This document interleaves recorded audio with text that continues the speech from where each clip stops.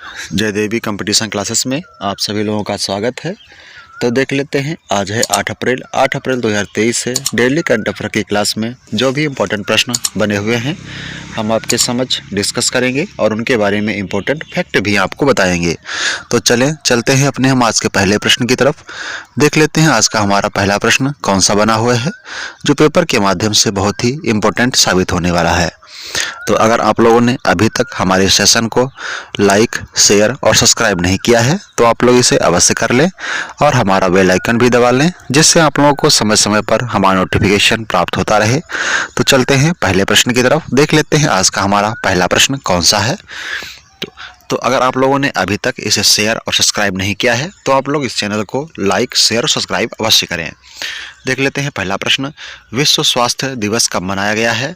तो ये 4 अप्रैल को मनाया गया है या फिर 5 अप्रैल को मनाया गया है। ऑप्शन नंबर 3 है 6 अप्रैल को, ऑप्शन नंबर 4 है 7 अप्रैल को। तो विश्व स्वास्थ्य दिवस कब मनाया गया है, तो ये मनाया गया है, ऑप्शन नंबर 4 सही है, 7 अप्रैल को विश्व स्वास्थ्य दिवस मनाया गया है। 1 अप्रैल को आरबीआई का स्थापना दिवस और उत्कल दिवस मनाया जाता है। 2 अप्रैल को विश्व ऑटिज्म जागरूकता दिवस मनाया गया है। 4 अप्रैल को अंतर्राष्ट्रीय खान जागरूकता दिवस। 5 अप्रैल को अंतर्राष्ट्रीय समुद्री दिवस और अंतर्राष्ट्रीय विवेक दिवस मनाया गया है। 6 अप्रैल को विकास और शांति के लिए अंतर्राष्ट्रीय खेल दिवस मनाया गया है। तो 7 अप्रैल को तो विश्व स्वास्थ्य दिवस मनाया जाता है। अगला प्रश्न देख लेते हैं। अगला प्रश्न है, चीन के द्वारा भारतीय राज्य में 11 स्थानों के नाम बदलने की घोषणा की गई है।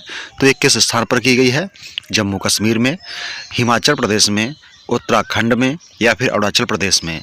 तो इसमें से हमारा ऑप्शन नंबर सही है 4, अरुणाचल प्रदेश। चीन के द्वारा भारतीय राज्य कौन सा है, अरुणाचल प्रदेश, जिसके 11 स्थानों के नाम बदलने की घोषणा चीन के द्वारा की गई है। अगला प्रश्न देख लेते हैं, फ्रांस के बास्टिल डे परेड में किसे आमंत्रित किया गया है। तो एस जयशंकर को किया गया है, नरेंद्र मोदी जी को किया गया है, राजनाथ सिंह को किया गया है या फिर रतन टाटा को। तो इसमें से हमारा ऑप्शन नंबर सही है 2, नरेंद्र मोदी जी को फ्रांस के बास्टिल डे परेड में आमंत्रित किया गया है। अगला प्रश्न देख लेते हैं, किस देश के राजा जिम्मे नामग्याल वांगचुक 3 दिवसीय भारत यात्रा पर आ रहे हैं। तो किस देश के राजा हैं जिम्मे नामग्याल वांगचुक, जो 3 दिवसीय भारत यात्रा पर आ रहे हैं। तो ये भूटान के देश के राजा हैं या नेपाल के राजा हैं या फिर श्रीलंका के राजा हैं या फिर मोरक्को के। तो इसमें से हमारा ऑप्शन नंबर सही है 1, भूटान देश के राजा जिम्मे नामग्याल वांगचुक 3 दिवसीय भूटान यात्रा पर कहाँ भारत यात्रा पर आ रहे हैं। कहाँ के राजा हैं, भूटान के राजा हैं। तो ये हैं भूटान के राजा जिम्मे नामग्याल वांगचुक। ये 3 दिवसीय भारत यात्रा पर आ रहे हैं। कहाँ के राजा हैं, भूटान के राजा हैं। अगला प्रश्न है, लियान चारी पहनकर अफ्रीका में माउंट किलिमंजारो को फतह किसने किया है। तो ये संतोष यादव हैं, सुरेखा यादव हैं या अंजलि शर्मा हैं या फिर सुधा शिव कुमार हैं। तो इसमें हमारा ऑप्शन नंबर सही है 3 सही, अंजलि शर्मा ने लियान चारी पहनकर अफ्रीका में माउंट किलिमंजारो को फतह किया हुआ है। तो ये हैं अंजलि शर्मा जी, जिन्होंने लियान चारी पहनकर माउंट किलिमंजारो को फतह किया हुआ है। अगला प्रश्न देख लेते हैं, किस देश के संगीतकार और पॉप पायनियर रयूची साकामोटो का निधन हुआ है। तो ये इटली के हैं या फिर कनाडा के हैं या फिर चीन देश के हैं या फिर जापान के हैं। तो इसमें हमारा ऑप्शन नंबर 4 सही है, जापान देश के संगीतकार और पॉप पायनियर रयूची साकामोटो का हाल ही में निधन हुआ है। तो ये हैं चीन के कहाँ के हैं, जापान के पॉप सिंगर हैं रयूची साकामोटो, इनका हाल ही में निधन हो गया है। अगला प्रश्न देख लेते हैं, फिक्की की महिला संगठन की 40वीं अध्यक्ष कौन बनी हैं। तो ये सुधा शिव कुमार हैं। सुधा शिव कुमार फिक्की की महिला संगठन की 40वीं अध्यक्ष बनी हुई हैं। तो ये हैं सुधा शिव कुमार जी। अगला प्रश्न देख लेते हैं, सुजुकी मोटरसाइकिल इंडिया ने किसे एमडी नियुक्त किया है। तो ये केनिची उमेदा हैं। केनिची उमेदा को सुजुकी मोटरसाइकिल इंडिया ने अपना एमडी नियुक्त किया हुआ है। अगला प्रश्न है, फ्रांस का सर्वोच्च नागरिक पुरस्कार से किसे सम्मानित किया गया है। तो ये किरण नायर को सम्मानित किया गया है। फ्रांस का है सर्वोच्च नागरिक पुरस्कार जिससे किसे सम्मानित किया गया है, तो ये किरण नायर को किया गया है। अगला प्रश्न है होंडा मोटर के एमडी एंड सीईओ कौन बने हैं, तो होंडा मोटर के एमडी एंड सीईओ सुत्सुमो ओटानी बने हुए हैं। कौन है? सुत्सुमो ओटानी। अगला प्रश्न देख लेते हैं। अगला प्रश्न है किस देश के पूर्व प्रधानमंत्री एहूद बाराक अपने देश के पास परमाणु हथियार होने की पुष्टि की है, तो ये इजराइल देश के पूर्व प्रधानमंत्री हैं बाराक। इन्होंने अपने देश के पास परमाणु हथियार होने की पुष्टि कही है। अगले प्रश्न देख लेते हैं। किस युवा यूरोलॉजिस्ट पुरस्कार मिला है, किसे युवा यूरोलॉजिस्ट पुरस्कार मिला है, तो ये कौन है? डॉक्टर नित्या अब्राहम, जिन्हें युवा यूरोलिस्ट पुरस्कार मिला हुआ है, यूरोलॉजिस्ट पुरस्कार मिला हुआ है। आईसीसी T20 इंटरनेशनल क्रिकेट में एम्पायर बनने वाली पहली महिला कौन बनी है, तो ये बनी हुई हैं किम काटन। कौन है? Kim Cotton ICC T20 international cricket में एम्पायर बनने वाली पहली महिला बनी हुई हैं किम काटन जी। अगला प्रश्न है अडानी भारोत्तोलन संजीता चानू पर, गलत हो गया थोड़ा है, नाडा के द्वारा भारोत्तोलक हैं संजीता चानू पर कितने साल का प्रतिबंध लगाया गया है, तो नाडा के द्वारा भारोत्तोलक संजीता चानू पर कितने साल का प्रतिबंध लगाया गया है, तो ये 4 साल का प्रतिबंध लगाया गया है। ये संजीता चानू नाडा के द्वारा नेशनल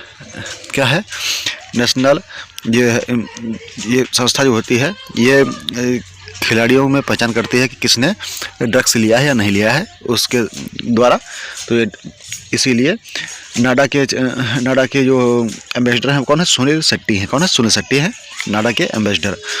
तो नाडा ने किस पर लगाया? संजीता चानू पर यह 4 साल का प्रतिबंध लगा दिया है। नाडा ये देखती है कि किस खिलाड़ी ने ड्रग्स लेकर खेल में प्रदर्शन किया है, उस पर यह प्रतिबंध लगाती है। अगला प्रश्न देख लेते हैं। अगला प्रश्न है फीफा रैंकिंग में कौन सा देश शीर्ष स्थान पर रहा है, तो ये अर्जेंटीना है प्रथम स्थान पर, दूसरे स्थान पर फ्रांस है और तीसरे स्थान पर इसमें ब्राज़ील रहा है। अगला प्रश्न देखते हैं। किस देश के पुरुष के under 17 FIFA world cup team को मेजबानी से हटा दिया गया है, तो ये पेरू की टीम है, इसे हटा दिया गया है। राष्ट्रीय राइफल एसोसिएशन ऑफ इंडिया के अध्यक्ष के रूप में किसने कार्यभार संभाला है, तो ये कलिकेश नारायण हैं, इन्होंने ये कार्यभार संभाला हुआ है। अगला प्रश्न देखते हैं।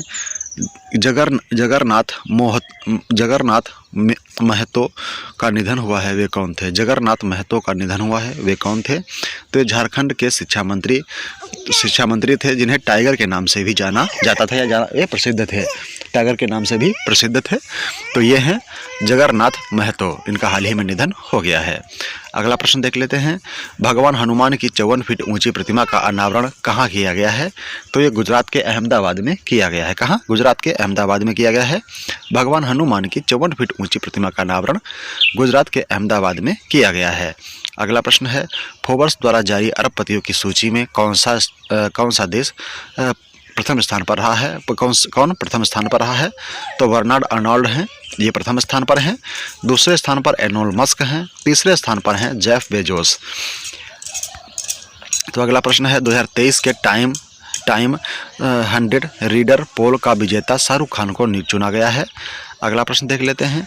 अगला प्रश्न है नागरी दुबराज चावल को जीआई टैग मिला है, यह कहाँ का है, तो ये छत्तीसगढ़ का है। नागरी दुबराज चावल जिसे जीआई टैग मिला है छत्तीसगढ़ का है। और बिहार के मिर्ची चावल को जीआई टैग मिला हुआ है। वुड कार्विंग को जीआई टैग मिला है, ये लद्दाख की वुड कार्विंग है। वुड कार्विंग जिन्हें जीआई टैग मिला हुआ है, वुड कार्विंग को कहाँ का है, तो ये लद्दाख की है।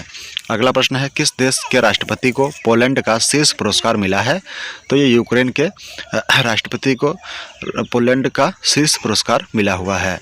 अडानी ग्रुप ने इजराइल में हाइफा बंदरगाह का अधिग्रहण किया है। यूएई और इजराइल ने पहले अरब मुक्त व्यापार को समझौते पर हस्ताक्षर किए हैं। और इजराइल ने नई नौसेना वायु रक्षा प्रणाली सी डोम का सफल परीक्षण किया हुआ है। इसाका हरजोग नए राष्ट्रपति बने हुए हैं। ओफेक 16 नामक स्पाई सैटेलाइट लॉन्च किया गया है। जलवायु परिवर्तन को राष्ट्रीय सुरक्षा मुद्दा घोषित किया गया है। तो आज का सेशन हमारा यहीं समाप्त होता है। Thanks for watching. Have a nice day, good day, thank you. बड़ों का सम्मान करें, छोटों को प्यार दें, अपना व्यक्तित्व इस प्रकार से विनिर्मित करें कि आपके साथ में महिलाएं स्वच्छ, स्वस्थ और सुरक्षित महसूस कर सकें। Thanks for watching. Have a nice day, good day, thank you.